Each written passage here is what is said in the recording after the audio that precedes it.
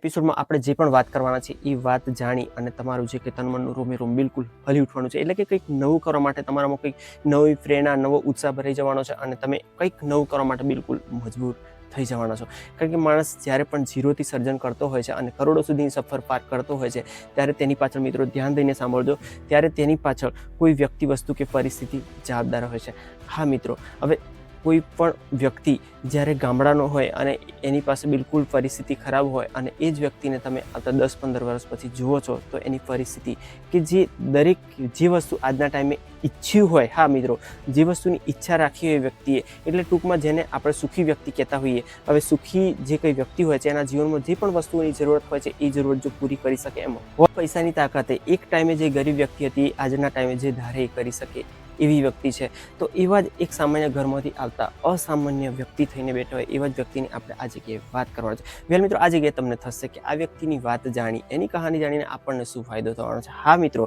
એ જ તો કહી રહ્યો છું કે આપણને શું ફાયદો થવાનો છે એ એપિસોડમાં કોઈ પણ જગ્યાએ હું તમારી જોડે ડિસ્કસ કરીશ. કારણ કે આ વ્યક્તિ જ્યારે ગામડામાંથી આગળ આવી છે તો એ વ્યક્તિના જીવનની કહાની આપણે જાણીને આપણા જીવનમાં શું ફેર પાડવાનો છે, કે આપણને કઈ રીતના મદદરૂપ થવાની છે, ટોટલ ડિટેલ હું તમને આ જ એપિસોડમાં જણાવું છું. તો વિડીયોના એન્ડ સુધી બન્યા રહેજો. અને હા મિત્રો, વિડીયો જો યોગ્ય લાગે છે તો લાઈક કરીને જજો. વિડીયોની ફટાફટ શરૂઆત કરીએ. હાજી, એક એવી વ્યક્તિ કે જેણે 22 વર્ષ સુધી જે પણ કામ કર્યું છે એ આજે સરાહનીય છે અને એને એના કામથી જ આજે પણ લોકો ઓળખે છે. હવે આ એક બિહાર ડિસ્ટ્રિક્ટની એવી વ્યક્તિ, એક સામાન્ય ગામડામાંથી, સામાન્ય ઘરમાંથી આવતી વ્યક્તિ કે જેની પત્નીને હોસ્પિટલમાં લઈ જતા જે સમય લાગ્યો એ સમય વધુ હોવાના કારણે એની પત્ની જે કહેતું એ ઓફ થઈ જાય છે. તો આ જે પત્ની ના બચવાનું કારણ એક માત્ર ને માત્ર એમની જોડે ટૂંકો રસ્તો નહોતો. કહેવાનો મતલબ કે જે એમના ઘરથી લઈ અને દવાખાના સુધીની જે પણ સફર માટેનો જે પણ રસ્તો હતો એ થોડો રાઉન્ડ મારી અને જતો હતો. જ્યારે એ જો સીધા રસ્તે જાત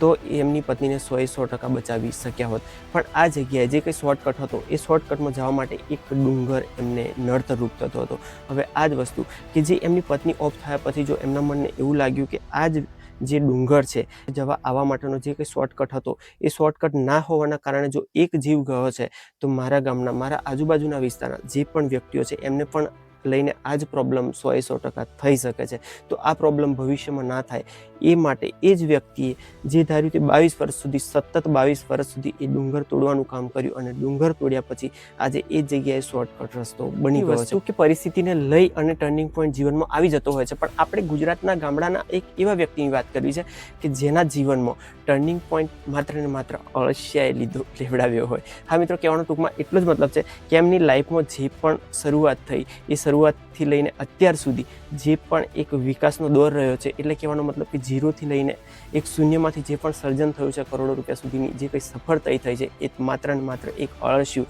કે જે આજના ટાઈમે આપણે એક ખેડૂતોના મિત્ર તરીકે એને દેશી ભાષામાં યા તો ગામડામાં ઓળખતા હોઈએ છીએ કે જે ખેતરમાં મતલબ એક ખાતરનું કામ કરતું હોય છે, કે ગોળામણનું કામ કરતું હોય છે. બસ એ જ અળસિયાની હું ઓલરેડી વાત કરી રહ્યો છું. કારણે આજના સમયમાં આપણે જ્યારે ખેતીમાં રાસાયણિક ખાતરો કે પેસ્ટિસાઇડ દવાઓનો ઉપયોગ કરી રહ્યા છીએ ત્યારે જે પણ હું તમને એક સામાન્ય ઘરની વ્યક્તિની વાત કરું છું, એણે જોયું કે જ્યારે એક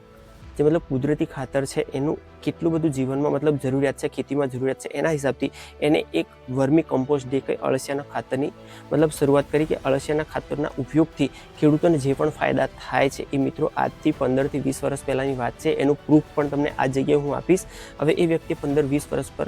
પહેલાં જ્યારે ખેડૂતોને મળી અને એના ફાયદાની વાત કરી કે જે અળસિયું ખાતર છે એનો આપણે ઉપયોગ કરીએ છીએ ખેતરમાં, તો જે પણ આપણને પેસ્ટિસાઇડ દવાઓ છે કે રાસાયણિક ખાતરો છે એનો ઉપયોગ ઓછો પણ થઈ જાય છે અને આપણને મતલબ કોઈ પણ જાતનું જે એક્સ્ટ્રા નુકસાન થતું હતું આપણી તબિયતને, આપણા શરીરને જે પણ નુકસાન થતું હતું એ આપણે એનાથી ઓછું પણ કરી શકીએ અને ઉત્પાદન પણ સારું એવું મેળવી શકીએ એક વર્મી કમ્પોસ્ટ ખાતરના ઉપયોગથી. તો શરૂઆત એમણે બિલકુલ ઝીરોથી કરી કે ઘરે ઘરે જઈને એક સાયકલ લઈને સાયકલથી શરૂઆત કરી હતી. એ વ્યક્તિ સાયકલથી શરૂઆત કરી અને આજે ધીમે ધીમે કરતાં 15 થી 20 વર્ષ પછી જ્યારે એમણે શરૂઆત કરી તો સાયકલથી શરૂઆત કરી, પણ એક ગોમાં નવયુવક મંડળ, હા મિત્રો તમે ગૂગલમાં પણ સર્ચ કરી શકો છો કે ગોમાં નવયુવક મંડળ. હવે એક મંડળના માધ્યમથી હવે આ વ્યક્તિએ કોઈ પણ જગ્યાએ જ્યારે વાંચ્યું હશે એ ટાઈમે કે જ્યારે મીડિયાનો જમાનો એક પેપર સુધી સીમિત હતો, હવે પેપરમાં વાંચ્યું હશે કે જ્યારે એક વર્મી કમ્પોસ્ટ ખાતરથી, એક અળસિયા દ્વારા તૈયાર થયેલ જે પણ ખાતર હોય છે એ ખાતરના ઉપયોગથી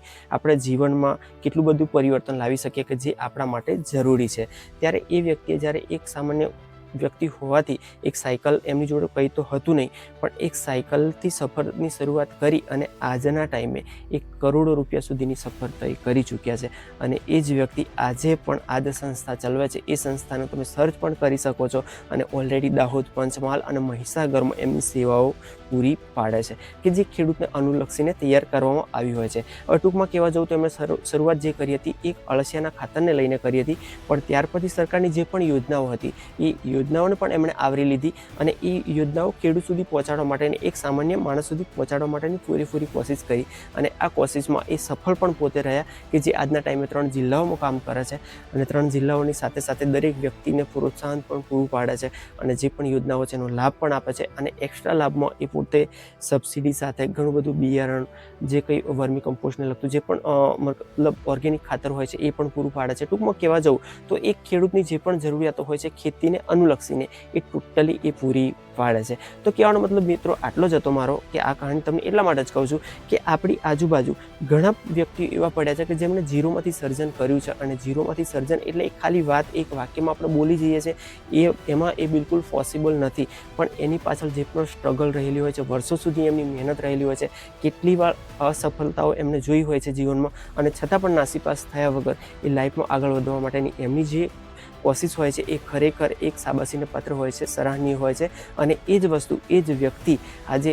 હજારો એવું કહીએ તો પણ ચાલે અનેક યુવાઓને માર્ગદર્શન પૂરું પાડે છે. એમને જોઈ અને આપણે એવું કહીએ કે એક આપણા આઇકન પણ બની શકે કે જે એક ગામડામાંથી ઓછું ભણેલી વ્યક્તિ કે જે 9-10 પાસ હોય અને એ જ વ્યક્તિ આજે એક સરાહનીય કામ કરતી હોય, 3 જિલ્લાઓમાં જ્યારે કામ કરતી હોય, આ વ્યક્તિ 100% પ્રેરણારૂપ થઈ શકે. તમારી આજુબાજુ પણ ઘણા બધા આવા વ્યક્તિઓ હશે કે જેમણે ઝીરોમાંથી સર્જન કરી અને પોતાની લાઈફને તો આગળ લાવ્યા જ હશે, પણ એની સાથે સાથે ઘણાના જીવનમાં પણ ફેરફારો લાવ્યા હશે કે જે લોકોને બેરોજગાર હશે તો રોજગારી પણ પૂરી પાડી હશે. જોયેલ મિત્રો, આવા કોઈ વ્યક્તિ તમારી આજુબાજુ હોય તો કમેન્ટમાં જરૂરથી જણાવજો. આ જગ્યાએ મારી ગામડાની કહાની કહેવાનો એક જ મતલબ રીઝન હતું, એક જ ભાવાર્થ હતો કે આવા ઘણા બધા પ્રેરણા સ્ત્રોત આપણી આજુબાજુ હોય છે તો જીવનમાં ખરેખર માણસે હારવું ના જોઈએ. ચાહે ગામડામાંથી આવતો હોય, કોઈ પણ પરિસ્થિતિમાંથી આવતો હોય, આજની તારીખે એની જોડે પૈસાનો પ્રોબ્લેમ હોય પણ એ જ પરિસ્થિતિમાંથી બહાર નીકળવા માટે આપણી જોડે ઘણો બધો સમય હોય છે, પણ એ સમય સુધી ટકી રહેવા માટે આપણામાં એક જાતનો ઉત્સાહ કે પ્રેરણા હોવી જોઈએ અને આવી જ પ્રેરણા આપણને આવા વ્યક્તિઓ પાસેથી મળી રહેતી હોય છે.